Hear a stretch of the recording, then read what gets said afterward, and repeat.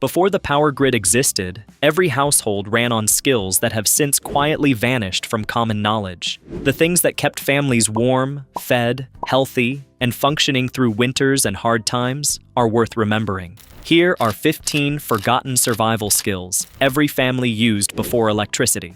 Skill 15. Reading weather signs. Modern weather forecasting runs on satellites, Doppler radar, and supercomputers. Before any of that existed, farmers, sailors, and travelers read weather from the sky, the wind, the behavior of animals, and dozens of environmental cues that previous generations treated as reliable indicators. The most famous of these, red sky at night, sailor's delight, red sky at morning, sailor's warning, is referenced in the Gospel of Matthew and has genuine meteorological grounding. In the mid-latitude regions of North America and Europe, weather systems typically move from west to east. A red sky at sunset indicates dust and moisture in the western air mass, often signaling clear weather approaching. A red sky at sunrise reflects light off eastern clouds, as a weather system already moves in from the west. Beyond the sky, animals provided consistent behavioral cues. Cattle lying down before rain, swallows flying low ahead of storms,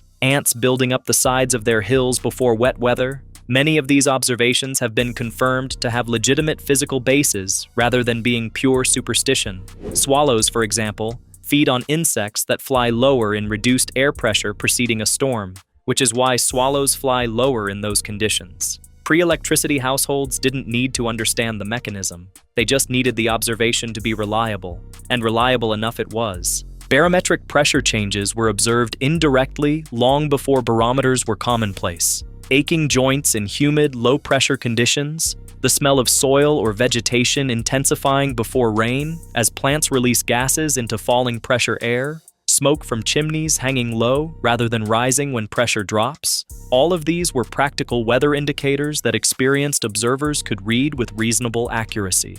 Skill 14. Preserving food without refrigeration. The full toolkit of pre-refrigeration food preservation is long, varied, and considerably more sophisticated than most people realize. Salting, smoking, drying, fermenting, pickling, rendering fat, root cellaring, and canning, developed in the early 19th century and formalized by the USDA in the 20th, each addressed different preservation problems for different types of food. Lactofermentation, the process by which salt draws water out of vegetables and creates an anaerobic environment in which beneficial lactobacillus bacteria produce lactic acid that preserves the food, was practiced for thousands of years before anyone understood the microbiology involved. Sauerkraut, kimchi, and pickled vegetables in dozens of cultural traditions all use this same mechanism. The resulting foods kept for months in cool storage and provided vitamins, particularly vitamin C, that prevented deficiency diseases during winters when fresh produce was unavailable.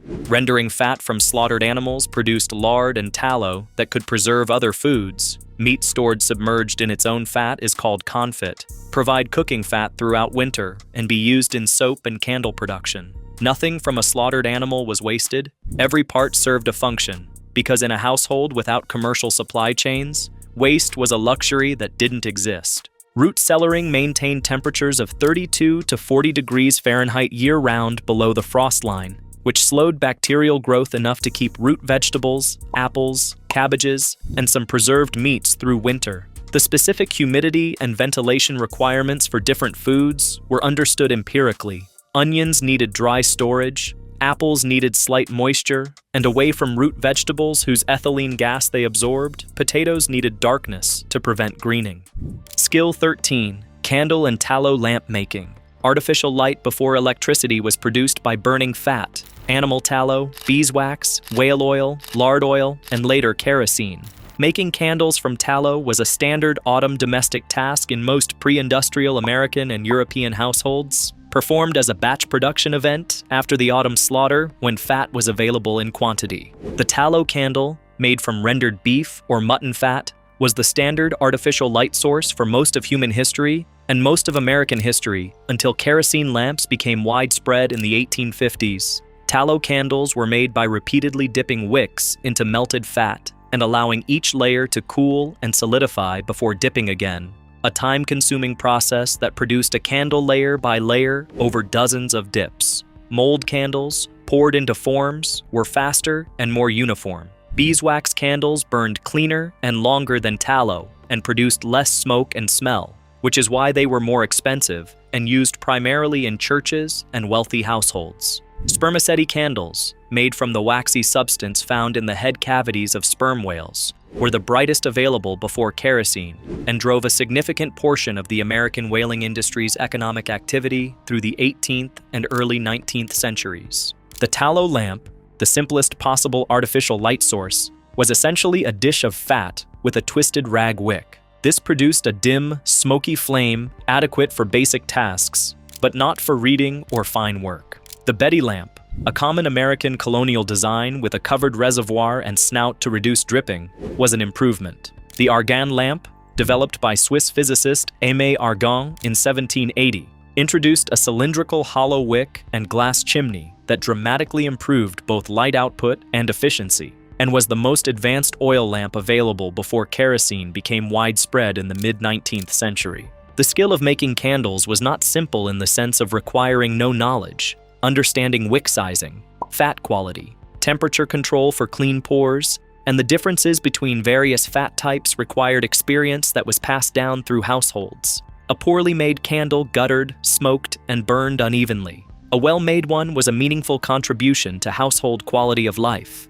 Skill 12. Maintaining a kitchen garden. The kitchen garden, a productive growing space immediately adjacent to the house, dedicated to vegetables, herbs, and fruit for household consumption rather than sale, was standard in virtually every rural and most urban pre-industrial households. It represented the primary fresh food source for most families for most of the year, and managing it effectively was a year-round task with a specific seasonal rhythm that required accumulated knowledge about soil, plant varieties, timing, and preservation. Seed saving was the foundational skill that made a kitchen garden self-sustaining across years. Pre-industrial households grew open-pollinated varieties that bred true from saved seed, and selecting seed from the strongest, healthiest plants over successive seasons gradually adapted locally grown varieties to local conditions. This is the basis of what plant breeders call landrace varieties, locally adapted strains that often outperform commercial varieties in the specific conditions where they've been developed.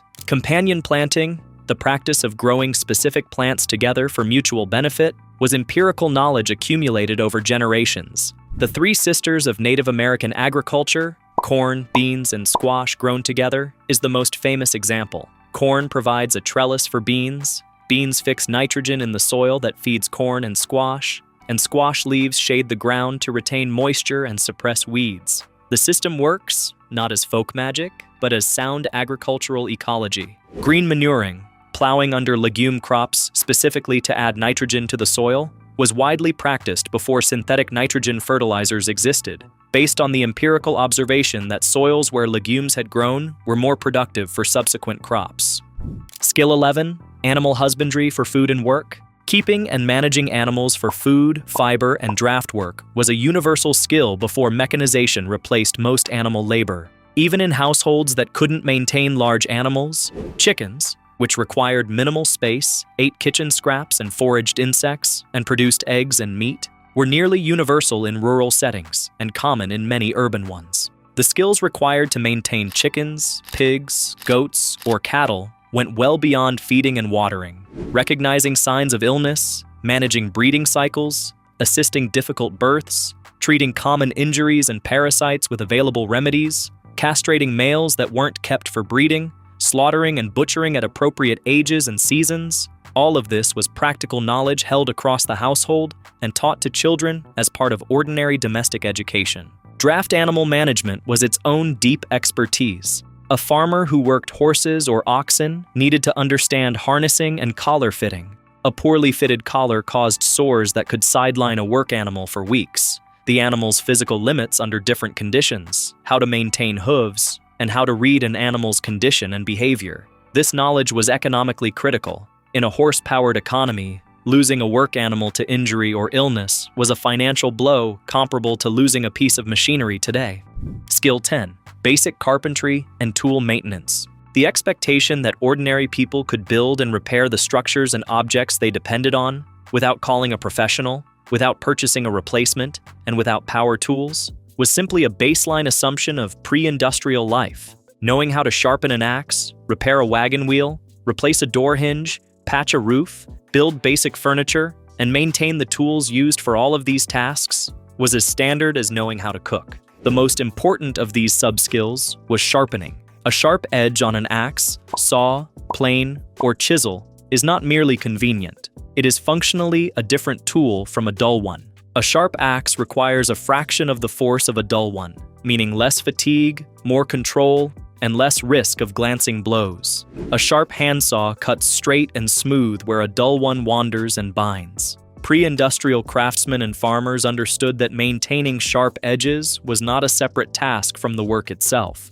It was integral to the work. A flat sharpening stone, a strop, and the knowledge of how to use both were as essential as the tool itself. Joinery without metal fasteners, the use of mortise and tenon, dovetail, and wooden peg joints produced furniture and structures that could be assembled and disassembled, repaired, and maintained indefinitely without ever visiting a hardware store. Timber-framed buildings constructed with wooden joinery in New England and elsewhere are still standing after 3 and 4 centuries, precisely because the construction method creates structures that age and flex rather than corrode and fail. Skill 9: Herbal medicine and first aid. Before pharmaceutical supply chains and professional medical care were widely accessible, which, for most rural Americans, meant before the mid-20th century, household medical care was managed primarily with what was on hand. Plant-based remedies accumulated through generations of observation, basic surgical skills, and an understanding of when professional intervention was necessary and available. The validity of pre-industrial herbal medicine is uneven. Some remedies held up under later pharmacological scrutiny. Willow bark for pain and fever, salicin, the precursor to aspirin, foxglove for heart conditions, digitalis glycosides, still used in cardiac medicine today, elderberry for immune support, now supported by clinical trials, valerian for sleep, chamomile for digestive complaints. Others were ineffective or harmful. The knowledge required was knowing which was which for the conditions most commonly encountered. Wound care before antiseptics relied on honey, which has genuine antimicrobial properties due to its low water content, acidic pH, and hydrogen peroxide production, as well as plant-based poultices using plantain, yarrow, and other herbs with documented wound-healing properties. Yarrow specifically has been used to stop bleeding for so long that its Latin name, Achillea millefolium, references the Greek hero Achilles, who was said to use it on the wounds of his soldiers at Troy. Understanding when to consult a physician, and in a pre-electricity rural context, when that physician was actually accessible, required diagnostic skills that most householders held to some degree, recognizing the difference between a wound that would heal with home care and one that was going septic. Distinguishing common fever from the early signs of more serious illness, and knowing which childhood conditions required intervention. Skill 8: Spinning and weaving. The production of cloth from raw fiber, wool from sheep, linen from flax, cotton from the plant, was the most labor-intensive domestic task in pre-industrial households, and the one that consumed the most time of any single activity. Before the Industrial Revolution, mechanized textile production starting in the 1760s with Richard Arkwright's water frame and James Hargreaves's spinning jenny, every thread in every piece of clothing or household textile was produced by hand. Spinning, converting raw fiber into yarn by drawing it out and twisting it, was done with a drop spindle, the oldest textile tool in the archaeological record, found in virtually every ancient civilization, or a spinning wheel. A skilled spinner could produce consistent, usable yarn at a meaningful rate, but the quantity of yarn required for a single piece of woven cloth was substantial. Hundreds of yards for a shirt or skirt, thousands for a blanket or bed sheet. Weaving on a hand loom converted yarn into cloth through an interlocking perpendicular thread structure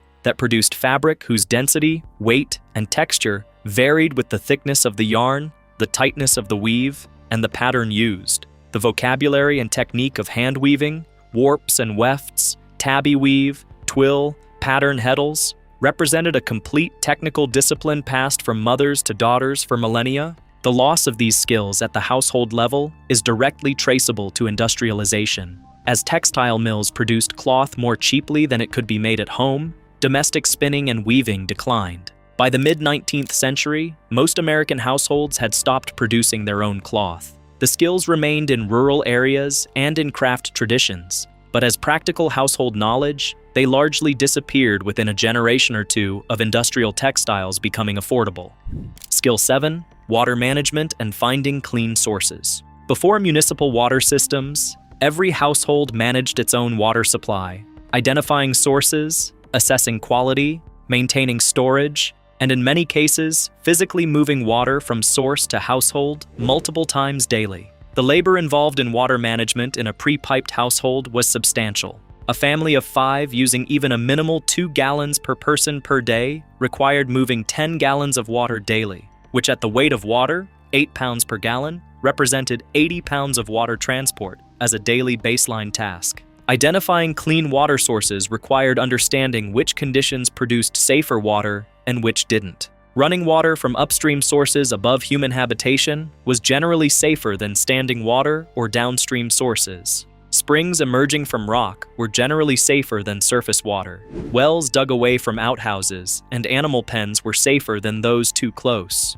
None of this was understood in terms of germ theory before the mid-19th century, but the empirical associations between source type and illness outcomes were widely known and guided practical water source selection. Water storage in the home involved clay vessels, wooden barrels, or stone cisterns, each with different maintenance requirements for keeping stored water clean. Clay vessels allowed slow evaporative cooling, which kept water naturally cool in summer. They also harbored bacteria over time and required periodic cleaning and drying. Wooden barrels required charring the interior to reduce bacterial harboring, an early, empirically discovered form of the activated charcoal water treatment that is standard in modern filtration. Skill 6: food drying and jerky making. Drying food, removing enough moisture to prevent bacterial and mold growth while maintaining nutritional value and some form of palatability, is probably the oldest food preservation technique in human history, predating pottery, agriculture, and metallurgy. It requires no technology beyond heat, airflow, and time, which meant it was accessible to any household regardless of resources. Sun drying was the most basic approach. Thin sliced meat spread on flat rocks, racks of woven plant material, or stretched on frames in direct sunlight, and moved air dried to a jerky-like consistency in favorable weather in 1 to several days. The technique was identical across cultures from Native American pemmican to South African biltong to the carne seca of northern Mexico and the southwest United States. Thin, dry, preserved meat that required no refrigeration and concentrated calories into a portable form. Vegetable and fruit drying worked on the same principle. Apples sliced thin and threaded on strings, hung in kitchens or attics where warm air circulated, dried into shelf-stable apple rings that kept through winter. Corn dried on the cob required no processing beyond removing the husk and allowing airflow. Herbs bundled and hung in dry spaces preserved their volatile oils adequately for medicinal and culinary use. The smoke-drying combination, used for fish across northern cultures from Scandinavia to the Pacific Northwest, added the antimicrobial compounds in wood smoke to the drying effect, producing a more shelf-stable product than drying alone. Indigenous peoples of the Pacific Northwest dried salmon on racks over alderwood fires, producing dried fish that would keep for months and could be traded across hundreds of miles from the catch site. Skill 5: navigating without maps or GPS. Pre-industrial navigation was a practical skill practiced at every scale, from finding a lost cow to crossing a continent. At the local level, most people navigated their known territory through a combination of landmark recognition, accumulated spatial memory of paths, watercourses, and terrain features, and the basic astronomical and environmental orientation covered elsewhere in this list. At larger scales, navigation required more systematic approaches. Early American settlers moved through unmarked wilderness using a combination of compass and dead reckoning, tracking direction of travel and estimated distance to calculate position relative to a known starting point. This technique accumulates error over distance, which is why experienced travelers used waterways as navigation aids whenever possible. A river followed to its mouth or its junction with a known water body provided a reliable position fix that corrected accumulated dead reckoning errors. Trailblazing, marking a route for future use through a wilderness, used standardized marks cut or painted on trees that other travelers could follow. The practice was systematic enough that blazing conventions were understood across large regions and could be read by strangers. The Appalachian Trail system that exists today uses exactly this same convention, updated to painted rectangular blazes on trees rather than axe-cut marks, because the underlying navigation system still works. Celestial navigation, most fully developed for maritime use but applied in land navigation as well, allows position fixing by measuring the angles of known stars or the sun above the horizon at specific times. The basic tools, sextant, accurate timepiece, and astronomical tables, were the technology of oceanic navigation before GPS, and the skill of reading them was taught formally to navigators and informally to anyone who traveled by ship.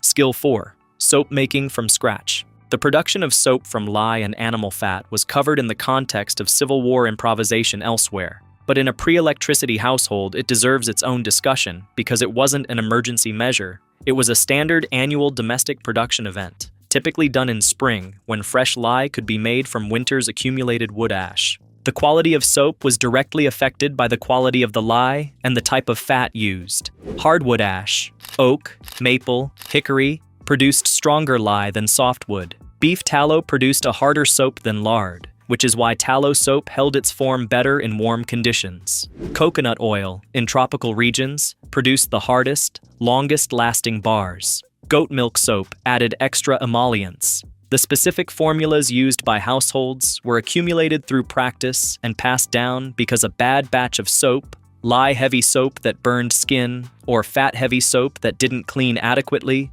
represented a significant waste of materials and time. Saponification, the chemical reaction by which fat molecules are converted by lye into soap and glycerin, wasn't understood chemically until the early 19th century, when Michel-Eugène Chevreul defined the reaction in 1823. But soap makers had been managing the process correctly for centuries before that, based entirely on empirical observation. The look and feel of the mixture at various stages, the trace, the moment when soap reaches the consistency of light pudding and won't separate, and the curing time required for the excess lye to complete its reaction with remaining fat. Skill 3. Blacksmithing basics. Metalworking was the industrial technology of the pre-industrial world, and while full blacksmithing was a specialized trade rather than a household skill, the basic ability to maintain, repair, and improvise metal tools, to work a forge, manage heat, and perform basic shaping and repair tasks, was more widely distributed than it is today. Farm blacksmithing, a subset of the full craft focused on agricultural tool maintenance, was practiced by many farmers who couldn't afford the time or cost of visiting a professional smith for every broken tool. The fundamental skill in blacksmithing is heat management. Iron and steel must be heated to specific temperature ranges, identifiable by color, from black heat to cherry red to orange to yellow to white, before they can be worked effectively. Heating too much produces scale and weakens the metal. Heating too little means it resists shaping and can crack. A skilled smith reads the color of the metal in the fire as naturally as reading a thermometer, because it is a thermometer. The basic operations, drawing out, thinning and lengthening metal, upsetting, thickening and shortening, bending, welding, joining two pieces of steel at white heat, and hardening and tempering, heating and quenching steel to change its hardness, could be learned to a functional level with weeks of practice rather than years. The full craft, producing complex objects with fine tolerances, took years to master. But the ability to reseat a loose axe head, straighten a bent blade, or fabricate a simple bracket from bar stock was a practical skill within reach of anyone who had access to a forge. Skill 2. Making and using a root cellar. The root cellar was the pre-industrial refrigerator, and understanding how to build and use one well was the difference between adequate winter food supply and genuine food insecurity. The engineering of a root cellar is straightforward, but requires understanding the specific requirements for maintaining temperature, humidity, and ventilation that keep different foods in optimal condition for different periods. A root cellar dug into a hillside with a north-facing entrance minimizes solar heat gain in summer and insulates effectively in winter. The earthen walls and floor maintain the stable ground temperature of 32 to 40 degrees Fahrenheit that slows bacterial growth without freezing.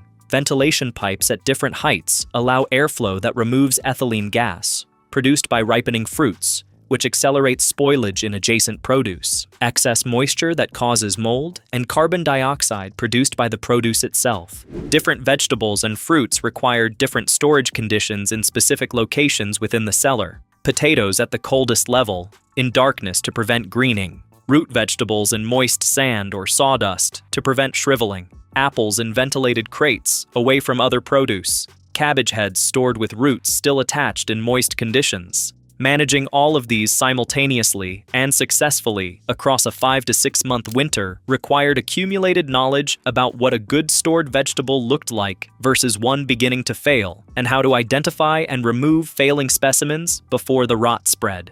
As journalist and food writer Michael Pollan observed while researching traditional food preservation, the root cellar represents an entire lost technology of keeping, one that required genuine expertise and produced results that modern refrigeration has never quite replicated in terms of the slow, complex flavor development that comes from months of proper cold storage. Skill 1. Community mutual aid networks. The survival skill that underwrote every other one on this list, and the one most thoroughly lost to modern individualism and commercial dependency, was the informal mutual aid network that connected pre-industrial communities. Barn raisings, harvest bees, husking parties, quilting bees, and the general expectation that neighbors helped each other through difficulty weren't quaint social customs. They were functional survival infrastructure. A barn raising is the most visible example. A single family could not erect a timber frame barn alone. The structural members were too heavy to lift and position without multiple people, and the work of cutting, hauling, and joining the timbers required more labor than any one household possessed. The community gathered for 1 or 2 days. The barn frame went up, and the obligation was implicitly repaid when the neighbors who came to help needed labor for their own projects. No money changed hands. No contract was signed. The accounting was social rather than financial. This extended to illness and bereavement, to harvest assistance when timing was critical and weather unpredictable, to the lending and borrowing of tools and draft animals, to the exchange of preserved food during shortage, and to collective action against shared threats. Historian Jessica Hennessy, studying rural mutual aid in pre-industrial New England, documented that households embedded in active mutual aid networks showed dramatically lower rates of household failure during drought, illness, and economic hardship compared to more isolated households with equivalent resources. The skill itself is the social infrastructure, knowing your neighbors, maintaining relationships of trust and reciprocity across the community, contributing to others' needs without expecting immediate transactional return, and being the kind of neighbor others would show up for. It's not a technical skill in the way soap making or blacksmithing are, it's a social one, and it's at least as important as any of the others on this list. If this look at what ordinary families knew and did before electricity gave you something useful, hit the like button. It helps more people find this content. And subscribe to the channel for more practical history that's actually worth knowing.